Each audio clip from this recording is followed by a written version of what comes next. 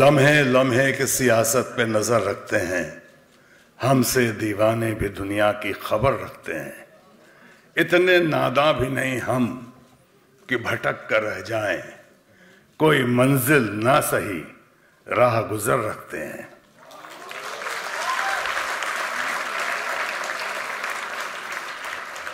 मार ही डाले जो बेमौत ये दुनिया वो है, मार ही डाले जो बेमौत ये दुनिया वो है। हम जो जिंदा हैं तो जीने का हुनर रखते हैं।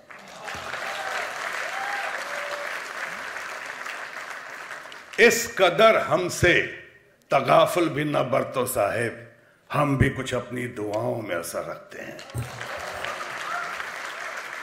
आज के इस कार्यक्रम में, और ये one of the best institutes in the world, उसके इस प्रोग्राम में, फेलिसिटेशन या अवार्ड गिविंग प्रोग्राम में, आपके ग्रेजुएशन के प्रोग्राम में, आपके फेयरवेल या वेलफेयर के इस प्रोग्राम में, आपकी एंड ऑफ द स्टडीज और बिगिनिंग ऑफ द कैरियर के इस प्रोग्राम में, सबसे पहले मैं इन पंक्तियों को सीधे साधे रूप में आपके सामने पेश करने से पहले मैं बहुत बहुत बधाई देना चाहूंगा with the great Shyam Benegal ji को, वसुंधरा जी को,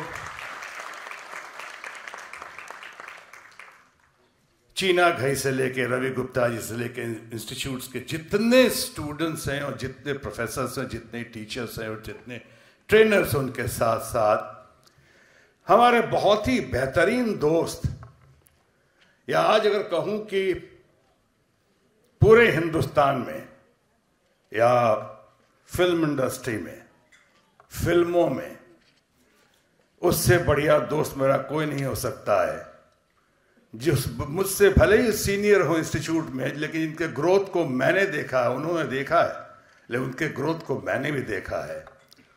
और जिस ग्रोथ को देखा है उसके टॉपिक पे आने से पहले मैं सबसे पहले बधाई देना चाहूंगा, प्रणाम करना चाहूंगा, आभार प्रकट करना चाहूंगा an institution called Subhash Ghai को।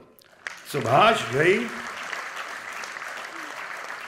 ने ये इंस्टीट्यूट देकर खुद अपने आप को इंस्टीट्यूशन में बदल दिया। ये 2 साल सीनियर थे, उम्र में तो बहुत साल सीनियर होंगे, उसमें दो राय नहीं है, लेकिन बहुत ही बढ़िया दोस्त, यानी सही माने में मेरे स्ट्रगल के ज़माने के बहुत सारी अच्छी अच्छी चीज़ें सीखी हैं मैंने सुभाष घई से, और कुछ बुरी बातें भी मैंने इनसे ही सीखी हैं। यही मुझे ट्रेन किया करते थे सोशल लाइफ में। रोमांस का कहाँ जिक्र कर रहा हूँ, बहुत सारी चीज़ें मैंने इनसे सीखी हैं। और ये अपने आप को इतना स्टैब्लिश करने के बाद, इतना बड़ा बनाने के बाद, एक इंस्टीट्यूशन में अपने आप को बदल देने के बावजूद ये बहुत कुछ कर सकते थे।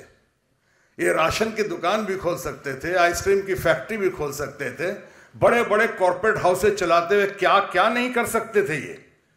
लेकिन इन्होंने निकलने के बाद यंगर जनरेशन का सोचा, फ्यूचर जनरेशन का सोचा, और इन्होंने सारी एनर्जी, पूंजी, ताकत और टैलेंट झोंक दिया लोगों को ट्रेन करने के लिए, फिल्मकार को आगे बढ़ाने के लिए। ये बहुत ही सराहनीय है, प्रशंसनीय है और अनुकरणीय है।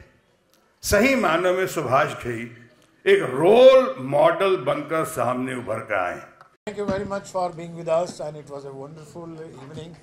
And as usual, every year we hold this convocation, and you know the importance of Whistling Woods, the educational philosophy of Whistling Woods, the movement of Whistling Woods. Needless to say anything, but the special day today is definitely because of the 2 legends we have honored Maestro Awards. One is Mr. Shyam Benegal, the legendary filmmaker, and my friend and a superstar and legend actor, Mr. Shatrughan Sinha.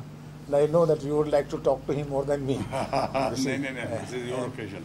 but this is a very academic moment. Yes. For the students, where the students are excited to enter into a media industry after graduation, and we are very much sure about it. At least we do not know that how much we grow them, but we know one that we grow them as a person, as a human, as a disciplined person. This is the first philosophy we see to it, that they become better person, an intelligent person, to grow and groom their talent.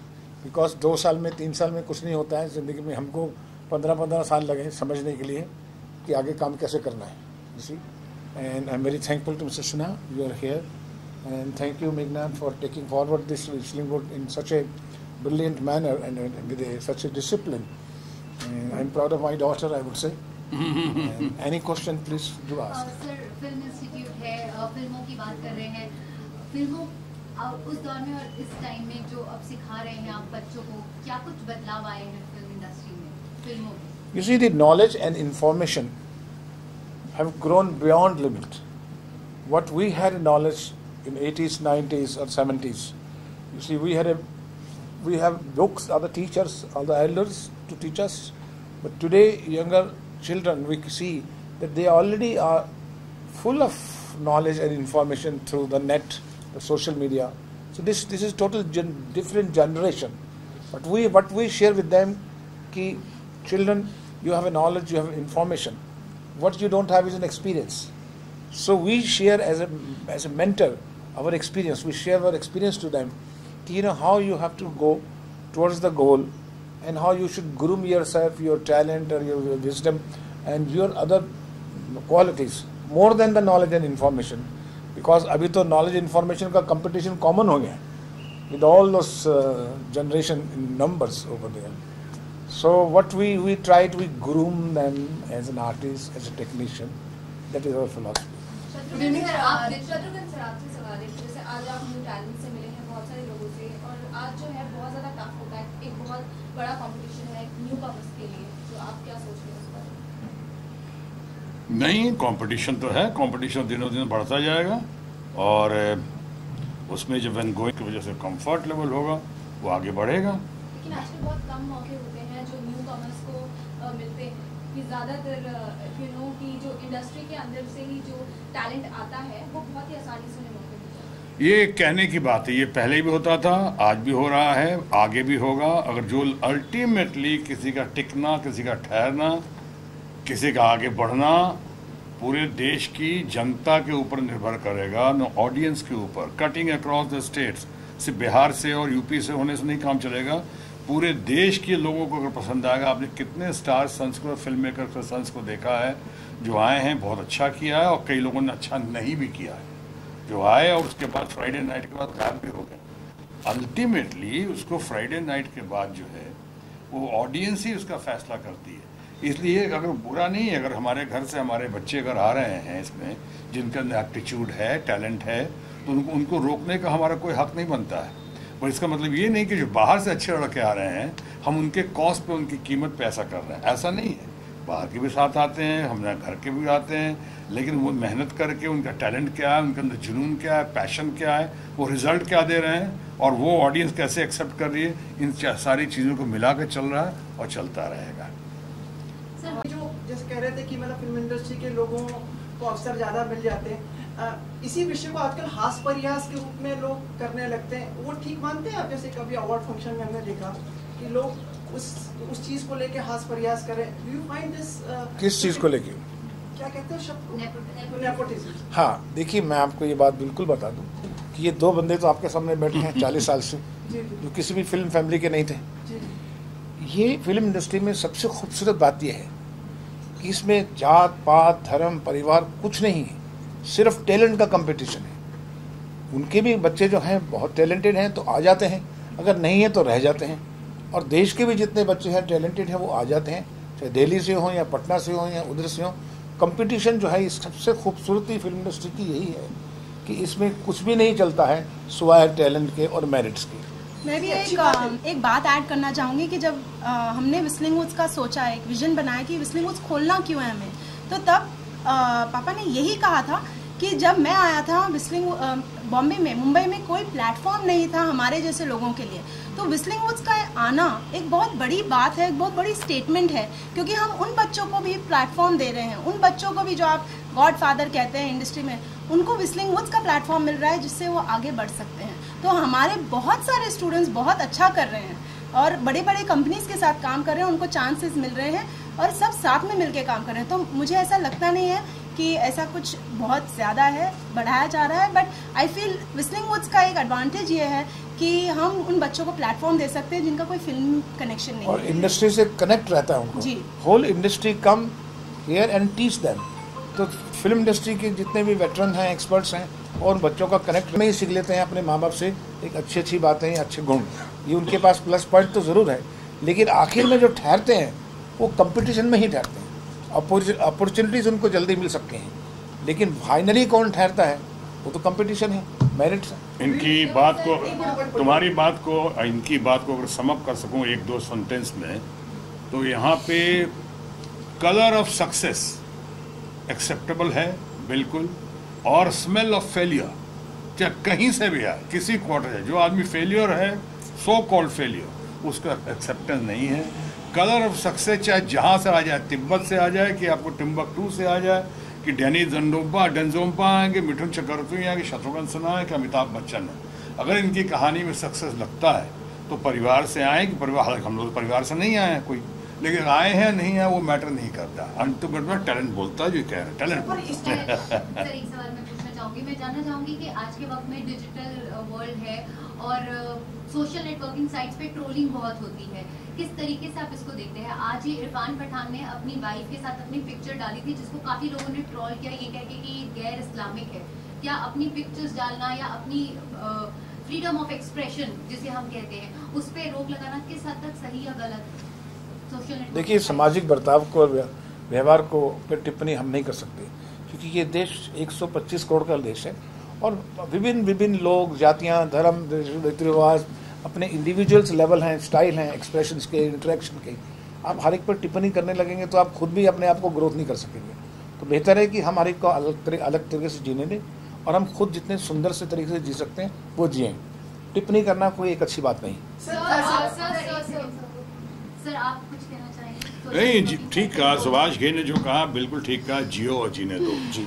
लेकिन आपने जो बात की, मैं tweet करता हूँ different issues पे, बहुत सारे ट्रोल्स आते हैं, कई पेड होते हैं, कई चमचेज होते हैं, कई सिखाए हुए होते हैं, कोई भेजे हुए होते हैं, कई जेन्युइन भी होते हैं, लेकिन ज़्यादातर वो होते हैं जो फिक्स किए हुए होते हैं और वो करते हैं, आपको गालियाँ देते हैं, तरह तरह की बातें, मुझको हो कि अनुपम खेर को, कि इनको हो, कि यहाँ तक रवीश को भी करते हैं और बाकी आप लोग भी शायद करते होंगे। तो लेकिन बेस्ट तरीका इसका यही है कि वो जो आपको गालियाँ दे रहे हैं उसको, इंडस्ट्री में you are welcoming new talent which is a very good thing, but since a couple of years and it has been very prevalent that there's certain amount of, it's said that there's certain amount of racism prevalent in the industry, and people are being, and this is not, many actors have cited couple of examples. So we talk about advertisements showing, defining or stereotyping beauty in a certain way. Not only that, now even Nawazuddin Siddiqui, who is known for his talent, has recently tweeted about the same issue. So what's your take on it? आपको क्या लगता है? Is it prevalent and how far is it justified for the new talent also coming? ये तो एक विभिन्न विचार हैं, किसी को किसी तरह के नज़र आता है, पर ये आज से थोड़ी है। मैं तो जब से जन्म लिया है तब से मैं सुन रहा हूँ ये बात, कभी काला, कभी गोरा, कभी सांवला, कभी गारा, कभी गोरा, ये तो चलता रहता है। लेकिन कुछ सेक्शन ऑफ लोग जो है ना, थोड़े से ही लोग हैं तो इसके ऊपर कभी टिप्पणी कर देते हैं, मजाक कर देते हैं, हास्यास्पद हो जाते हैं। लेकिन कोई आम जनता अगर आप देखें और तो सभी लोग देखें, वो कभी भी टिप्पणी नहीं करेंगे इस बात पे, कभी भी इस पर कमेंट नहीं करेंगे। उनके लिए एक अच्छा इंसान और बुरा इंसान दो ही लोग हैं, काला गोरा पिछा पीला वीला कुछ नहीं है। But sir, film industry में is it really prevalent because of that काफी टैलेंट को मौका नहीं मिलता है? जी नहीं, बिल्कुल नहीं। हमने तो कभी सोचा नहीं कि जब हमने किसी आर्टिस्ट को मैं लूँ और किसी के बाद एक्ट्रेस को या एक्ट्रेस को या टेक्नीशियंस को, तो मैंने कभी नहीं देखा कि ये कौन सी जाति से है, कौन से रंग से है। वो है तो है, वो चाहिए तो चाहिए, वो एक्टर है मेरे लिए, वो टैलेंट है मेरे लिए। एक लाइन में ऐड कर दूं इस पे, पहले हम मीडिया के अपने दोस्तों से भी अपील करते हैं कि काला गोरा का जिक्र जो किया है, फेयर एंड लवली और तरह तरह के ऐड चलते हैं और तरह तरह की बातें चलती हैं, मीडिया को भी बंद करना चाहिए। हमारे फ्रेंड्स से अपील है, वो आता है एक मीडिया एक ऐड देखता हूँ कि एक लड़की है और वो थोड़ी गोरी नहीं है, तो सामने कोई लड़का दूसरी लड़की के खड़ा ऐसे करता है कि कहाँ है, बाद में रो रही है, फिर अपने बहन उससे दोनों खूबसूरत लड़कियाँ।